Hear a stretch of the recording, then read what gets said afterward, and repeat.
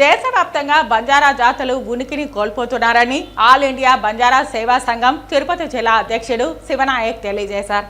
Tirupati press క్లబ్లో సోమవారం media ముందు ఆ సంఘం నాయకులు కిషోర్, హరిబాబు, నందకిషోర్, అంజీ, హరి చౌహాన్, శివ, శంకర్, బాలాజీ నాయకులతో కలిసి శివ మాట్లాడుతూ మహారాష్ట్రలోని పౌరదేవి ప్రాంతంలో ప్రధాని మోదీ చేతుల మీదుగా బంజారాల చారిత్రాత్మక మ్యూజియం ప్రారంభోత్సవం విజయవంతం చేసిన బంజారాలకు కృతజ్ఞతలు తెలిపారు.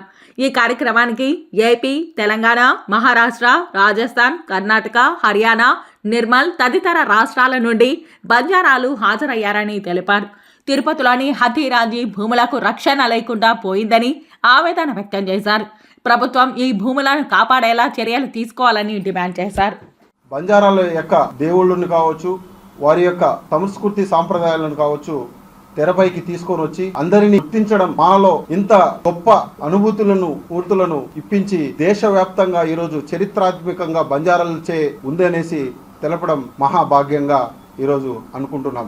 ఈరోజు బీజేపీ ప్రభుత్వం మాకు అండగా ఉండి హతీరాం బావాజీ యొక్క ఆలయం నిర్మాణం కొరకు అక్కడ వెళ్ళడం జరిగింది. మాకు ప్రోత్సహించి ఆంధ్రప్రదేశ్ తరపున ముఖ్య శివానాయక్ అనే నన్ను ఒక ఎంతో మంచి సానుభూతిగా పలకరించి ఒక హతీరాం బావాజీ ఆలయ పట్ల కొన్ని విభేదాలను వారి ముందుగా తీసుకొని వెళ్ళడం. భారతదేశంలో మొదటిసారిగా మోదీ గారు ముందుకొచ్చి 900 కోట్లు వాళ్ళకి ప్రొవైడ్ చేసి వాళ్ళ ఉనికిని, వాళ్ళ చరిత్రని, వాళ్ళ సాంస్కృతిక ట్రెడిషనల్స్ని ముందు బయట పెట్టి వాళ్ళకంటూ ఒక ఉనికి ఇవ్వాలి అనే ఒక అరుదైన అవకాశం అనేది మాకు ఇవ్వటం జరిగింది. అదేవిధంగా సభలో కూడా మా జాతికి సంబంధించిన గొప్ప గొప్ప వ్యక్తులు ఎవరైతే ఉన్నారో, బాబాలు ఎవరైతే ఉన్నారో, మా దేవతలు ఎవరైతే ఉన్నారో, సేవలాల్ గారిని కావచ్చు, హతీరాం బావాజీ గారిని కావచ్చు, రాజా రాణా ప్రతాప్ సింగ్ లాంటి వాళ్ళని గొప్ప గొప్ప వ్యక్తుల్ని గుర్తు చేసుకోవడం నిజంగా మా బంజారా జాతి అందరి తరపున